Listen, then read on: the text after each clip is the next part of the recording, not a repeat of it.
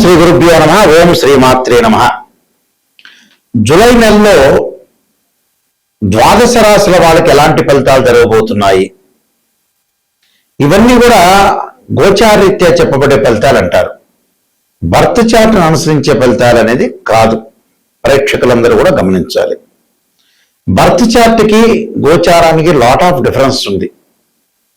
Birth chart అంటే ఒక లగ్న కుండల్ని రాశిచక్రాన్ని చూసి భావచక్రము, రాశిచక్రము, నవాంశము, ద్వాదశాంశము, దశమాంశము, సప్తమాంశం అంటే 16 లగ్న కుండల్ని, దశలు, అంతర్దశల్ని మ్యాథమెటికల్ క్యాలిక్యులేషన్ వేసి జాతకాన్ని చెప్పటం వేరు. దాని ద్వారా ఉద్యోగము, వ్యాపారము, education, marital status, marriage life, children's life span, యాక్సిడెంట్లు, ప్రమాదాలు, ఆస్తులు అంటే అసెట్స్, టోటల్గా ప్రతి విషయం అంటే వృత్తి, ఉద్యోగ, వ్యాపార రంగాలు కానీ, డబ్బులు కానీ, ఆస్తిపాస్తులు కానీ, అలా ఒక బిజినెస్ షెడ్యూల్స్ కానీ, ఎంప్లాయ్మెంట్ కానీ, గవర్నమెంట్ సంబంధించిన ప్రైవేట్ సెక్టార్లో ఉన్న జాబ్స్ కానీ, ఎడ్యుకేషన్ సంబంధించిన విషయాలు కానీ, జనరల్గా చిన్నపిల్లలు ఏ గ్రూప్ తీసుకోవాలి, బాలారిష్ట, గండదోషాలు, అలానే ఎలాంటి వివిధ జాతకపరంగా ఉండే అంశాలను అనాలిసిస్ చేసేది బర్త్ చార్ట్. ఇప్పుడు మనం చెప్పుకోబోయేది ఏంటంటే గోచారం. గోచారం అంటే ఏంటంటే ప్రజెంట్ సిచ్యువేషన్, ప్రజెంట్ ఎలా ఉండబోతుంది అంటే ఇది 20% మాత్రం మనిషిని సపోర్ట్ చేస్తుంటుంది.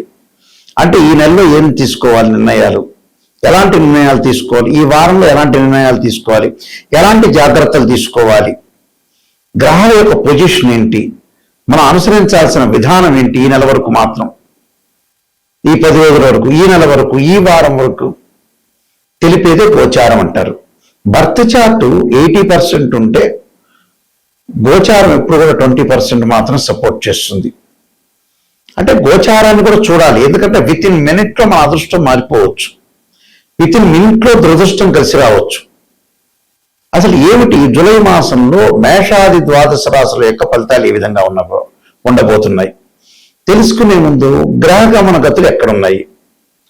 ముఖ్యంగా ప్రధానంగా కుజుడు వృషభ రాశిలోను, రవి మిథున కర్కాటక రాశిలోను, బుధుడు మిథున రాశిలోను, శుక్రుడు సింహరాశిలో సంచారం చేయటం, ఈ నెలలో ప్రత్యేకంగా శని జూలై 27వ తారీఖు నుంచి వక్రగతిలోకి వెళ్ళిపోవటం, గురువు కర్కాటక రాశిలో, రాహు కుంభరాశిలో, కేతు సింహరాశిలో సంచారం చేయడం జరుగుతుంది. చంద్రుడు నెల రోజుల పాటు ఒక రాశి నుంచి మరో రాశికి మారుతూ ఉంటాడు. అయితే ఇవన్నీ కూడా గోచారీత్యా చెప్పబడే వెళ్తారంటారు. గోచారం కూడా చాలా అవసరం. నీట్ కేవలం బర్త్ చార్టే కాదు, గోచారాన్ని కూడా తీసుకోవాలంటే ఆ నెలలో మనం ఎలాంటి సందర్భాలు జరగబోతున్నాయి, శుభమా అశుభమా, మనం ఎలాంటి నిర్ణయాలు తీసుకోవాలి, ఎలాంటి ప్లానింగ్తో ముందుకు వెళ్ళాలి, జీవితాన్ని ఎలా నడిపించుకోవాలంటే కూడా కొంత పర్సెంట్ అని 20% అనేది రాశిఫలం కూడా నెససరీ అవుతుంది. కానీ బర్త్ చార్ట్ అనేది చాలా ఇంపార్టెంట్. ఎప్పుడు కూడా బర్త్ చార్ట్ అంటే ఒక చెట్టు కింద వేళ్ళు, గోచారం అంటే ఏంటంటే కొమ్మలు. ఆ కొమ్మలకి ఆకులు ఎప్పుడు వస్తాయి, సహజంగా రైన్ సీజన్లో వస్తాయి, వింటర్ సీజన్లో అలానే ఉంటాయి, సమ్మర్ సీజన్లో కిందకి రాలిపోతుంటాయి. కానీ బర్త్ చార్ట్ అనేది పర్మనెంట్. కానీ గోచారం కూడా చూసుకొని ముందుకు వెళ్ళాలి. అలానే మేషాది ద్వాదశ రాశుల వాళ్ళకి ఎలాంటి ఫలితాలు జరగబోతున్నాయి ఒకసారి తెలుసుకుందాం.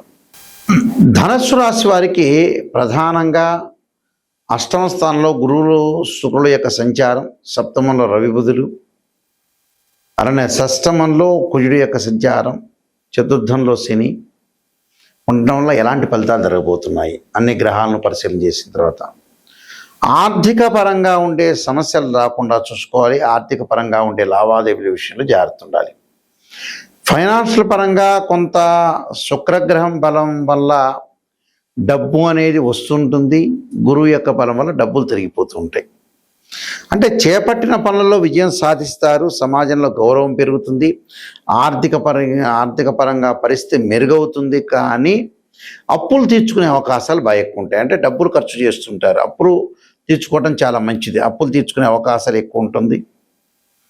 అలానే గతంలో ఏదైతే మనం ఎవరికైనా ఇవ్వాల్సిన డబ్బులు ఉంటాయో అవన్నీ కూడా తీర్చుకునే అవకాశాలు ఎక్కువ ఉంటుంది.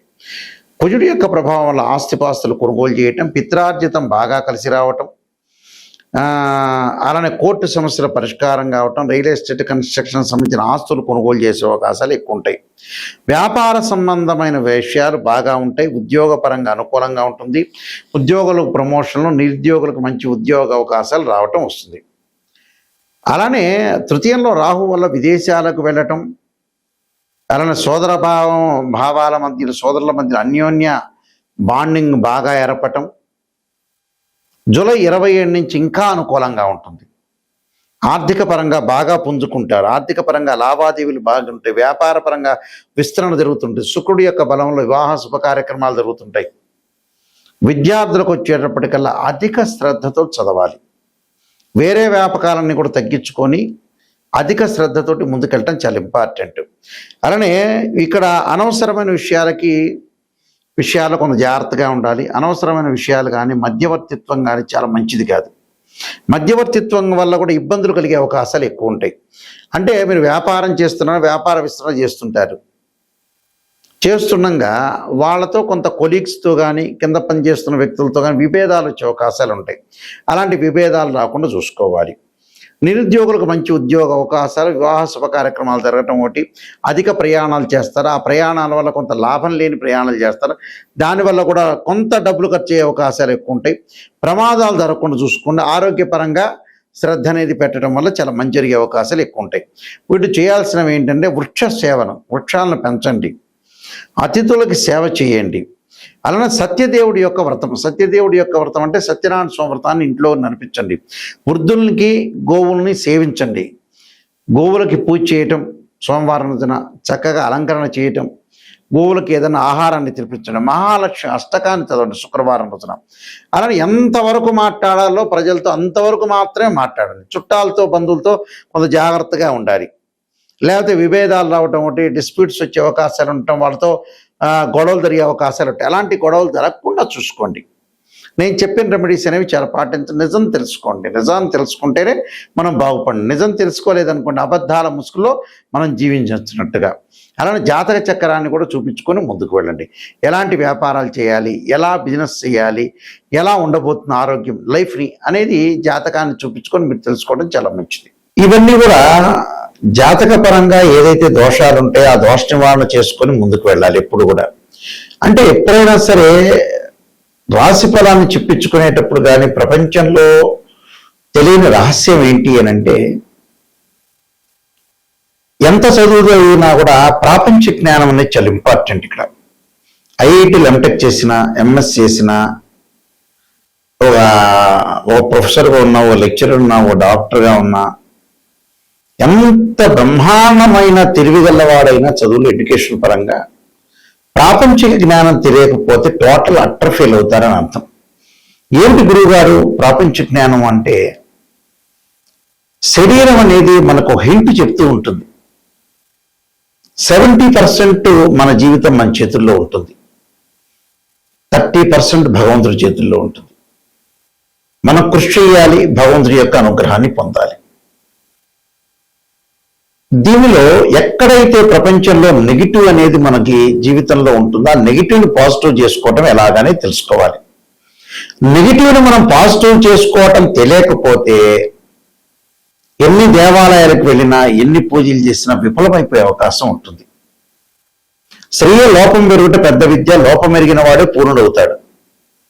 ఎక్కడైతే మనం లోపాన్ని మనం సవరణ చేసుకుని వెళ్తే జీవితం అనేది 100% మనకు రిజల్ట్స్ వచ్చే అవకాశం ఖచ్చితంగా ఉంటుంది.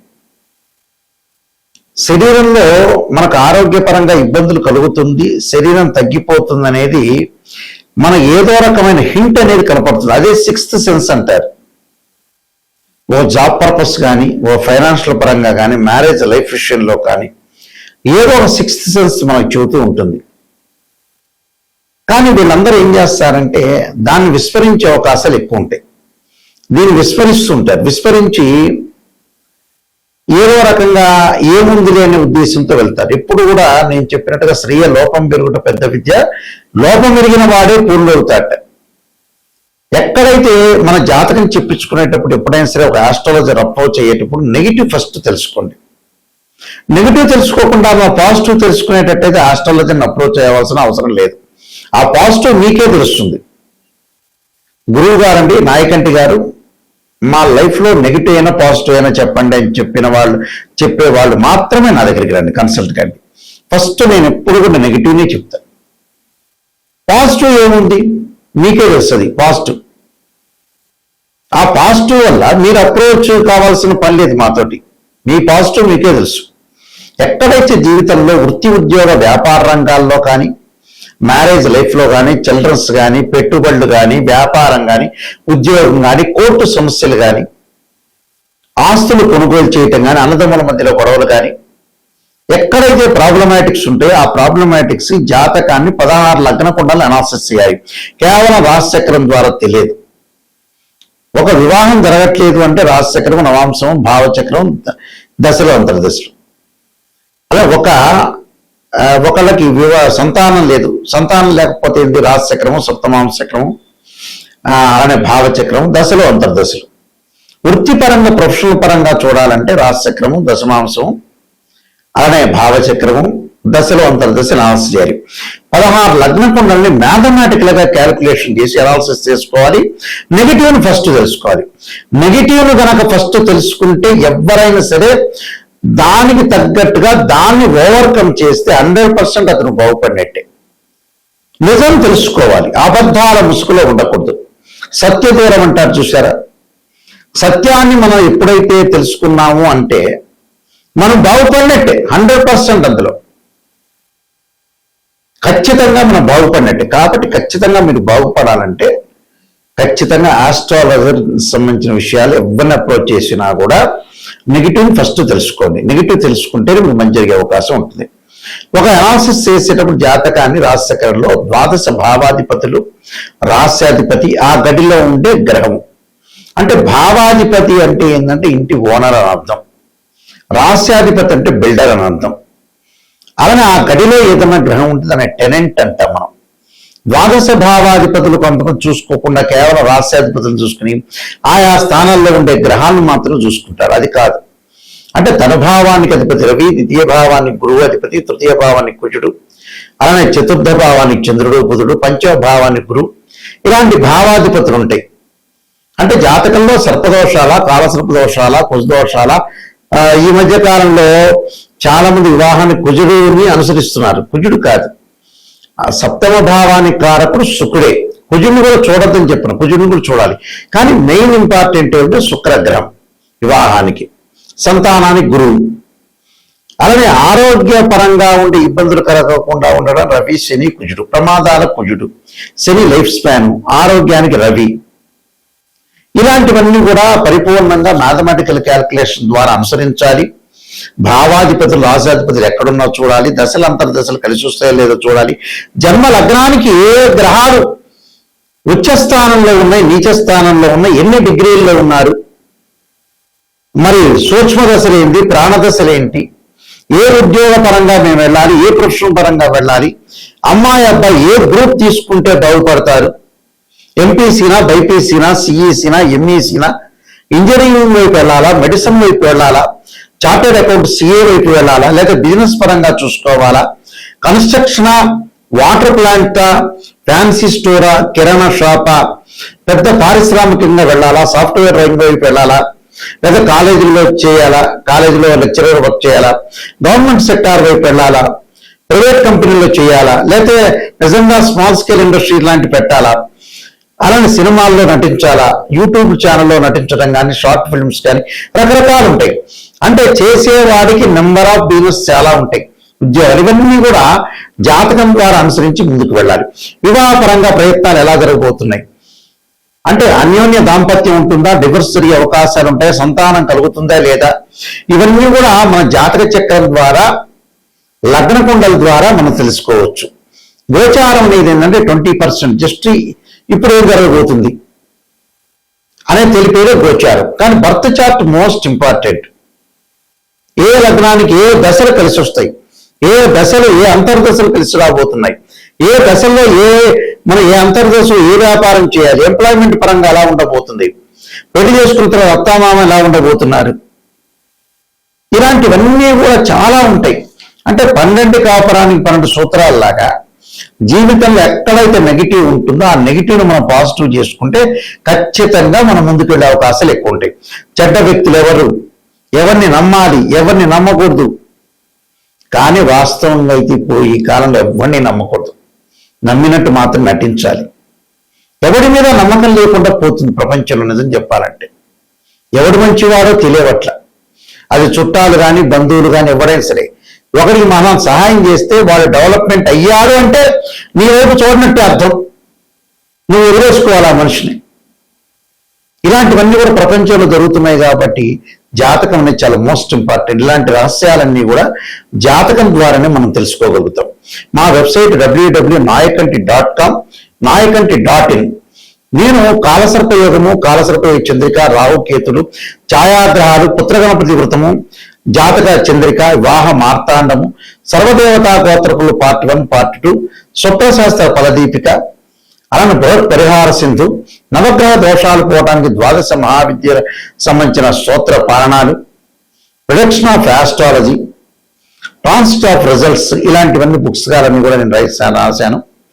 ఇవన్నీ కూడా రాజమండ్రి మోహన్ పబ్లికేషన్ వారి దగ్గర, కోటకమ్మ దొరుకుతాయి వీళ్ళ దగ్గర. మా దగ్గర కూడా ఈ పుస్తకాలన్నీ కూడా లభ్యమవుతాయి.